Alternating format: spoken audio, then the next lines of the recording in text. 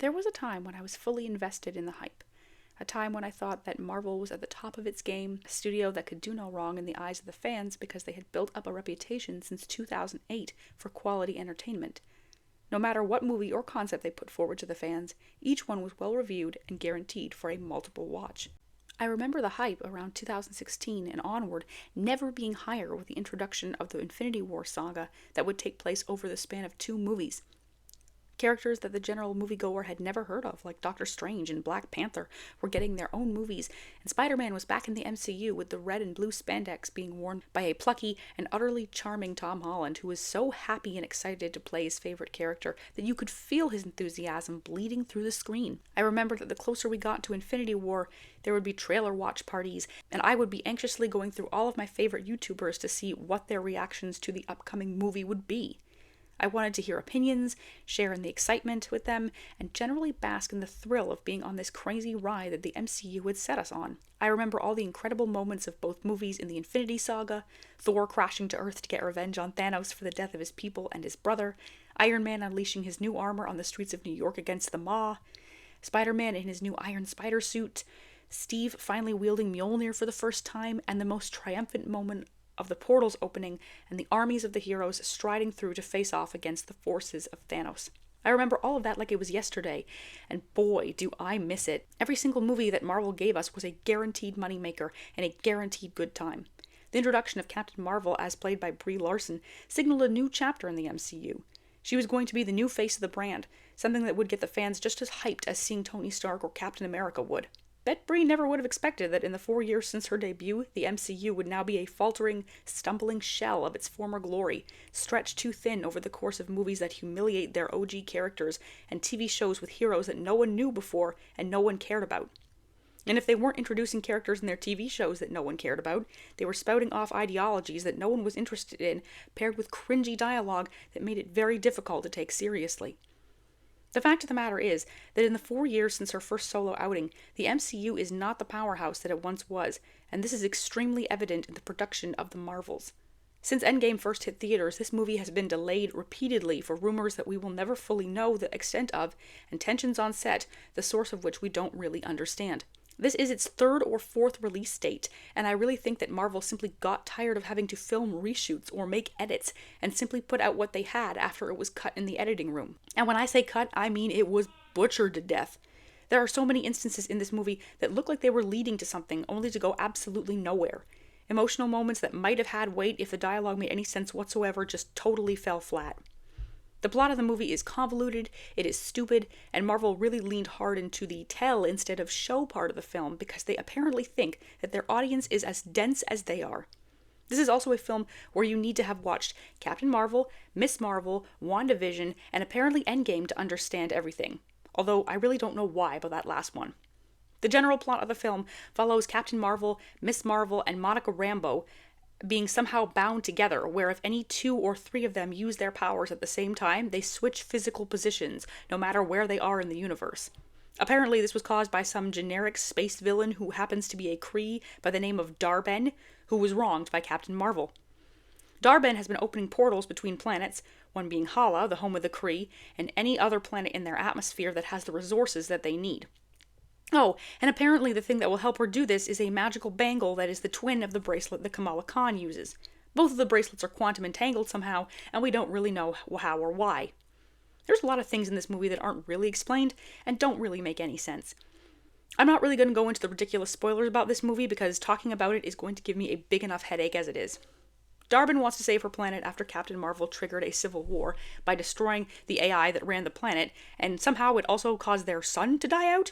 Because civil wars can apparently do that sort of thing now. The more Dar-Ben messes with the bangle, the more damage she does to the space jump point network, which threatens to tear apart the fabric of reality.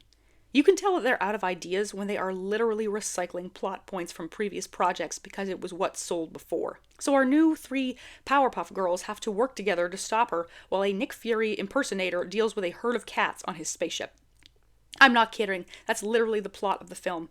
I went with a friend of mine, and multiple times throughout the showing we had to turn and look at each other because we had no idea what we were watching. I I've kind of gone past anger at this point for the way that the MCU has been destroyed and continues to be destroyed by people so desperate to make a buck that they ignore plot, character development, story progression, and general acting in order to throw a product on screen so that their test monkeys, that being the audience, can clap their hands together and screech at it. It's just kind of sad at this point, like an older relative who used to be a pillar of stability in your life that is now on the decline mentally, and there's not really much else you can do for them but watch as they slowly wither away. Is that dark? Yeah, but it's also true. And it's even more sad because the first 20 minutes of the film actually weren't that bad, to the point where I thought to myself, gee, maybe I've been wrong and this movie will actually be okay. Not great, not brilliant, not a repeated watch, but okay. At this point in the MCU, I can live with okay. I really don't know at what point the movie took a nosedive off a cliff, but I'm pretty sure it was around the time where they decided to go full Frozen and make a musical out of it. The three Powerpuff Girls show up on a planet called Eladna, because everyone is trying to copy Atlantis these days, and meet with Prince Hotness over here, who is apparently Carol's husband due to some legal technicality. They only communicate by singing, so if you want to talk to them at all, you better bust out the falsetto. Oh yeah, did I mention that Carol is technically a princess too? Sure can't wait for that live-action Disney and Marvel crossover. We're gonna be getting it sooner than we think, I guess. Anyway, so Prince Hotness over here does a dance number with Captain Marvel while they sing in painfully awkward pitch. Afterwards, he gives them some awesome superhero outfits because they apparently don't have theirs anymore. Darbin and the Kree show up, and there's a big fight, and the Powerpuff Girls lose, and they have to evacuate the planet before they get sucked into a portal that takes them back to Hala.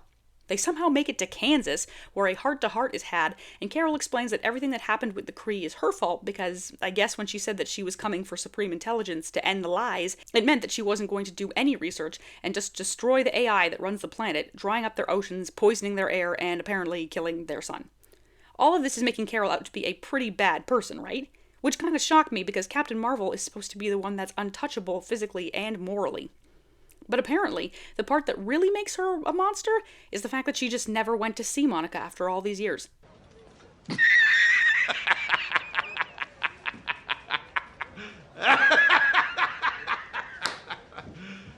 You serious? At this point, I just threw my hands up and called Uncle because there was nothing else to do. Carol claims that she didn't go and see Monica because she was just trying to make things right with the Kree first.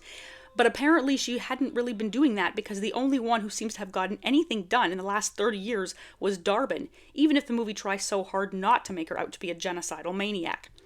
And the whole time this heart-to-heart is happening in Kansas, I'm still wondering what's going on Eladna, because apparently the Kree are sucking up the planet's water to transport back to Hala, and the planet and Prince Hotness are on the verge of being destroyed.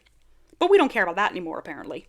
And after that heart-to-heart that accomplished absolutely nothing, glossing over Carol's crimes, they head off to fight Darbin, which leads to Monica getting trapped on the other side of the portal as she tries to close it, leading her to ending up in an alternate dimension with a version of her mother that is apparently not her mother. Oh, and at the end of the movie, all Captain Marvel needed to do to reignite Hala's sun was just fly right into it, which she could have done 30 years ago and then gone to see Monica right after.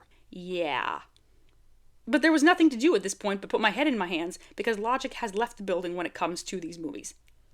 At the end of the day, there is no point to this movie, except maybe women learning to work with other women, which I didn't realize was a lesson that we all needed to learn, but I figured out a long time ago that Marvel thinks their audience is stupid. The only two things that this movie seems to have going for it are the fact that there is no feminist nonsense for once, no cringe lines about the patriarchy or beating down on male co-stars. Nick Fury was butchered long before this movie takes place and will continue to do so until Samuel L. Jackson is dead. Surprisingly enough, I also liked Miss Marvel in this movie. I haven't watched her whole TV series, and apparently a lot of people haven't, but she was charming and refreshing in this film. They seem to be attempting the Spider-Man approach with her, the babbling character that is in awe of the older superheroes they grew up idolizing. But as much as she was one of the only decent things about this movie, she's still no Peter Parker. So where do we go from here? I honestly don't know.